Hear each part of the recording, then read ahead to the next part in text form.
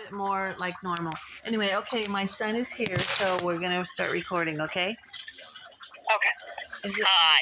So what they're finding on the CT, there's definitely a large tubular structure over kind of the top of the urinary bladder. It's only about 2 centimeters in diameter. Like it's not massively distended, but they do suspect it's probably a pyometra rather than a true mass. So what a pyometra is, a pus-filled uterus. And so that is something that does need surgery to have that removed. We can't 100% rule out there's not a cancerous process associated with that, but their number one differential was their suspect pyometra. And then on the tail of the spleen, there is a suspect. So they're not saying it 100%, but they do think that there is a nodule, a couple of nodules bulging at the end of the spleen. So that is something that we would look at in surgery and see if the spleen also does need to be removed, because there is a chance that that could be cancer. And if that's cancer, then obviously that spleen does need to be removed. The rest of the chest looked good. Everything else looks okay. They do think that there is a little bit of effusion, meaning a little bit of fluid in the actual abdomen itself. Now that can be oozing from the spleen, it can be oozing from the uterus, it can be something else causing that.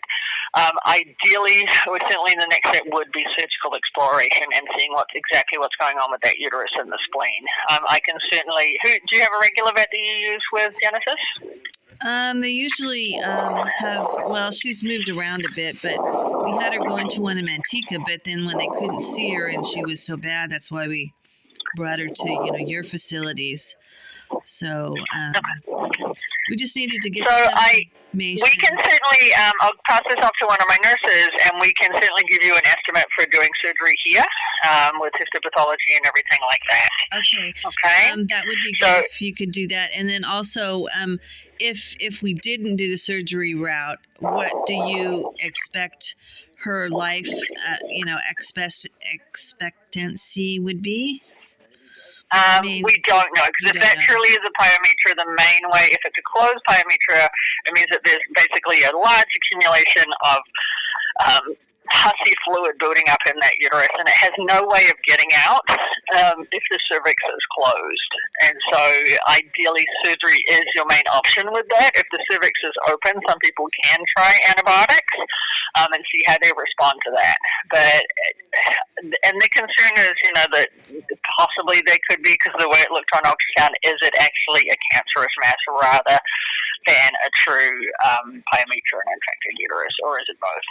Okay. So I would be highly, highly recommending surgery to you guys with what's going on. Okay. Yeah, well, if you could just, write that up, and then we'll let her know, and then she'll be making, some decisions, whatever she wants to do, because she's in Texas, we're here in California, and, just trying to take care of her dog. So anyway, I do thank you for calling, and just have them write that up, and then can you just send it to the phone number, or... Yeah, I'll have them give you a call, and then... Okay.